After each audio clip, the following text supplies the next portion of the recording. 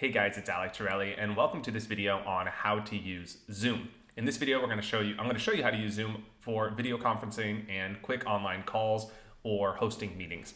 If Zoom price, just so you guys know, a fun fact is the value of the Zoom stock is now 50% more than all of the US airlines combined. So I'm making this video now because clearly Zoom is in high demand, and I know a lot of people are asking about how to use it. So first thing, if you just make an account, you're going to get the free version here, which you can see on the left. It does have a lot of great features, but I'm going to talk about the limitations so that you can decide whether or not you need the Pro version. The main value of the Pro version is the meeting duration, which is 24 hours instead of 40 minutes. 40 minutes is not that long, especially if you're hosting, let's say you do consulting and you have hour-long consulting. Well, you would need a longer duration than 40 minutes. Also, if you have business meetings that you are hosting, a lot of times those go over. You don't want to be cut out. A second feature that is useful is the ability to record the meetings. And that's really important. Like me, for example, I do coaching for poker, and a lot of my clients want to rewatch the videos that we record together. We go over a lot of stats and analysis about how to play poker, and I put up graphs and screenshots, and so they want to watch those videos, and I record those and send them to them. I also record videos for a membership program we have at my poker training site, Conscious Poker, where I upload those videos that we do in these group coaching calls to a membership area. So there's a lot of reasons why you might record a video, and the Pro membership allows you to do that. There are other features as well. Those are the main two. If you want to think about the business one, there is a vanity URL, which is kind of cool. You can have zoom.com/Alex Torelli, for example. And if you use it a lot, there's custom branding as well. There's also custom emails if you want to send out email reminders. So it's a slight difference between the business and the Pro, but I think for most people, the Pro version will suffice. And in my experience, it's definitely worth it. Okay, let's go into the settings here. Once you log into Zoom, you want to first fix some of your settings. So here you can upload a photo, which is kind of cool. You can change your time zone and the whatnot, but you want to go into a few of these things. First, let's go into settings, okay? You're going to want to get all your settings right before you host any meetings because they're going to be applicable to all the meetings that you host. Here is host video. And you can start video with host video on. And I don't want to click that because sometimes you start a meeting and you're not ready yet. You don't want to have your video on. Turning on your video is super simple. So you can do that when the meeting is live, but this gives you more control. Also, participants video, I wouldn't want to start the meeting with their video on, especially for example, I host YouTube lives where people come on Zoom and ask me questions. I don't want to force them to start those conference calls with their video on in case they don't want to be on video. So I would pretty much never select that. I'd always give that choice up to the other party. What else? Join before host. I like to do this. I like to turn that on. And I do that because, again, I have let's say 20, 30 people come to a coaching call and they could all talk with each other before I get there. I just don't really see a downside in this. And I feel like a lot of these settings are kind of binary where there's clearly no downside and only an upside or vice versa. And so I like to select those settings. What else here? You could use personal meeting when scheduling, and this will be your personal meeting room. And then you can change the settings there. I don't like to do this. I don't like to have this setting. This is one that I think is up for debate, whether or not you want to use your personal meeting room. And then you'd have to change your personal meeting room settings. I just find it's easier to do the natural room, so I don't check that box. I also don't require a password when scheduling new meetings. Again, this is very personal. Also, I don't require a password for instant meetings because it's just more friction for people to join. And sometimes people that are using Zoom are using it for the first time and they can't really figure it out or whatever, and I don't want to necessarily have another obstacle for them to join the meetings. If you're joining private meetings where you're scared that the link is going to be shown to other people, you can require a password to prevent people from joining your meetings. It all just depends on how you're using it. I also require a password for my personal meetings. So my personal meetings have a password, and I don't select personal meeting as the default. So that way my default meetings don't have a password, but if I want to have a password, I select it as the default for my personal meetings And then when I need to have a password for a meeting, I could host a personal meeting instead. So I have these two categories of meetings. My default is the one that has no password. My personal meeting is the one that has a password. And my default is not to select a personal meeting. That's just the way I do it. Okay, so I embed password in meeting link for one-click join. So that way people see the password in the link that I send them. And I'll show you how to do that in a second. But basically, when you create a meeting, you copy and paste the link. And when you send someone that link, the password is embedded in that link. Again, it really depends on the level of privacy you want around your Zoom calls. I don't require a password for people joining by phone. Mute participants upon entry. This one is huge. I always mute people upon entry, again, because I'm hosting group calls where people are joining me on a YouTube Live, for example. And if you're hosting a meeting where you're doing like group coaching or something of the like, or you're teaching people at a school, mute participants upon entry is probably the most important setting you can have. If you don't select this, their microphones will be on and you'll be relying on them to mute themselves, and you'll literally be sitting there and trying to manually mute 20 different microphones, and it's super distracting from you running your meeting. So I always do this, and then if I want to unmute them, I can manually decide to unmute them. And there's a great feature in Zoom where people can raise their hand. It's like a virtual raising a hand, and you can click on that person and then unmute their microphone and let one person at a time talk. I find this is the best way to do meetings.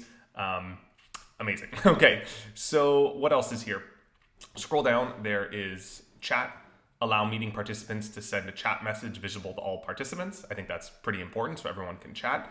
Private chat, I also allow this because I allow, let's say you want people to be able to private chat without sending a message to the group. So let's say someone asks a question in your meeting and one person wants to send them a PM where they want to meet or talk off the record or exchange emails, I allow that to happen. So you're facilitating these private transactions, private messaging, within your group. I think that's pretty awesome. I like play a sound when participants join or leave. This one is huge. I don't know why that's unchecked, but I always have that checked, and it's heard by host and all attendees. And so this depends on what you want, how you want to notify people. But this is really important because sometimes, let's say you turn on Zoom and you send a link to someone, and while you're sending a link to them, you're checking your email. Okay, so you're doing something else, and then you're notified when they join. So you can stop what you're doing and give them attention. Or if you're doing something else, when you hear that beep, you can stop what you're doing, whatever it is, and then give them attention. So this is a huge one. Definitely recommend have that clicked.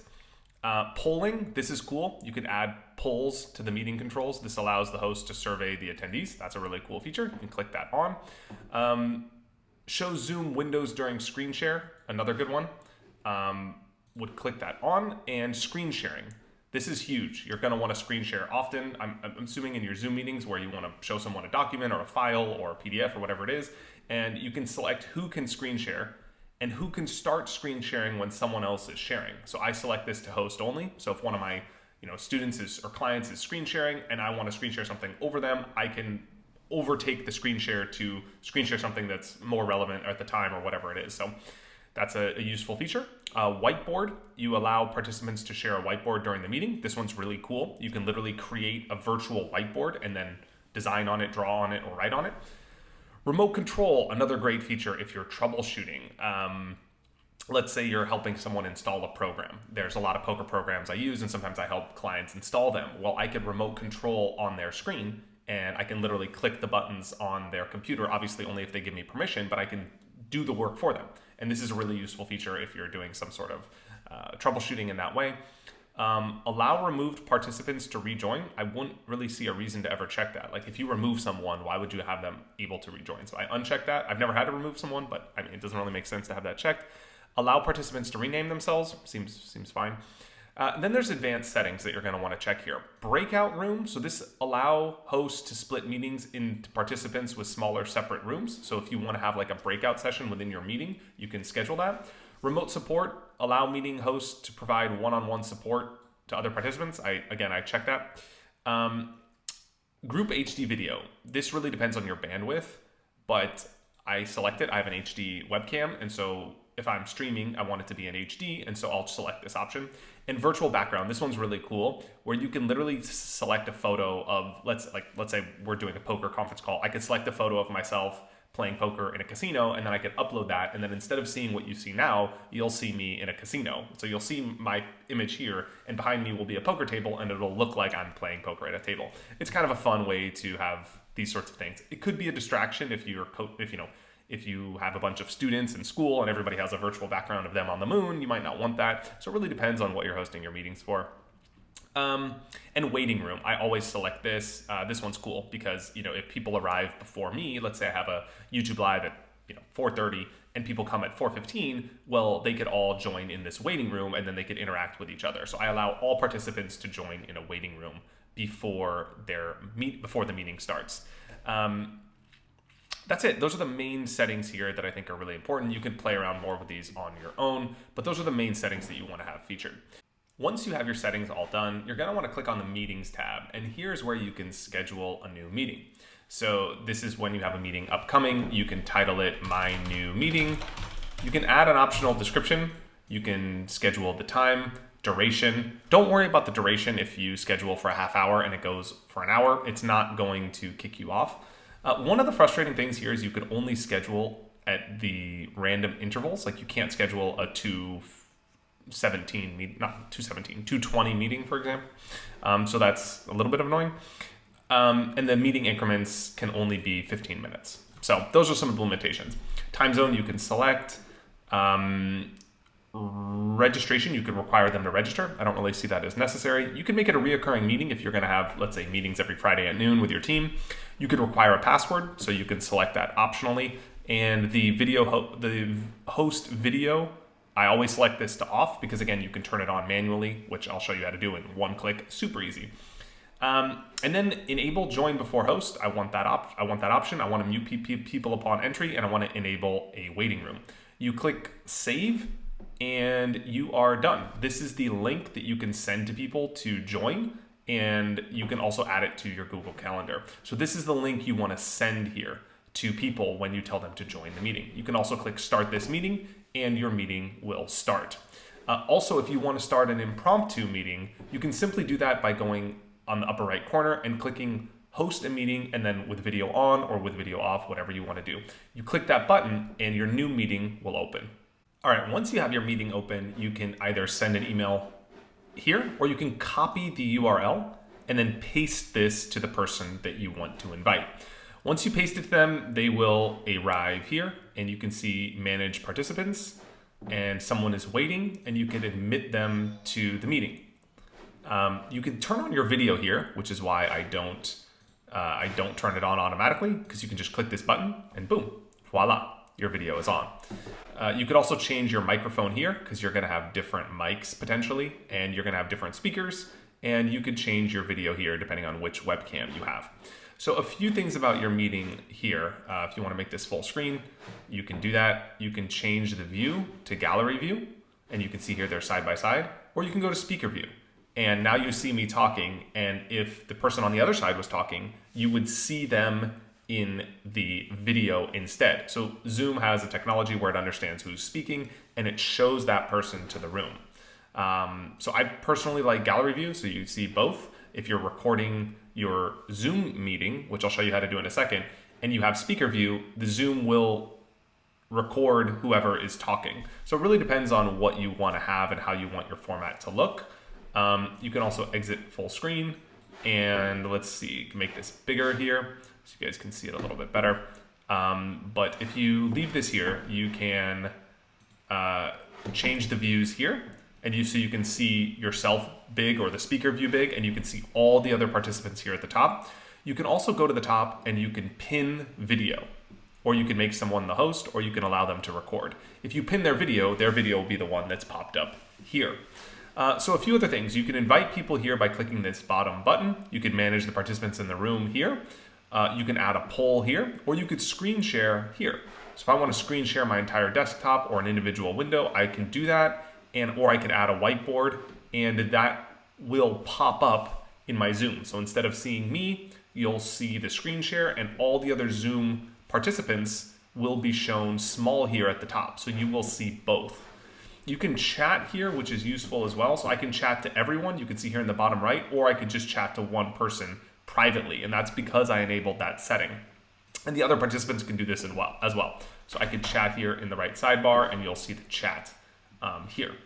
So the other thing I could do is I can record this, and I can record this on the computer and it will save a file. And then afterwards, when the meeting ends, you can just click close, end meeting, and it will automatically have saved that recording. So you really don't have to do anything else. It will automatically save your recording, and the file will pop up at the end, and you'll see the location of that recording. You can rename it, click and drag it to your desktop, or do whatever you want with that meeting. So that's pretty much it on how to use Zoom. When you're done, you can just hit stop recording if you want to stop recording before the end of your meeting, or you could just close out of this. To close out is simple. You simply hit the X button, and then you could either end meeting for all, which will close the meeting, or you can simply leave the meeting and allow the other participants to continue. So that's it. I hope you enjoyed this video on how to use Zoom. If you like this, give it a like below. I'd greatly appreciate it, and subscribe to this channel if you want more tutorials. Or most importantly, I typically share lessons I learn in poker that help you in life and business as well. So there's more awesome content on the YouTube and on this channel, and I highly encourage you to check it out. Thanks for your attention, and I'll see you in the next one. Have a good one.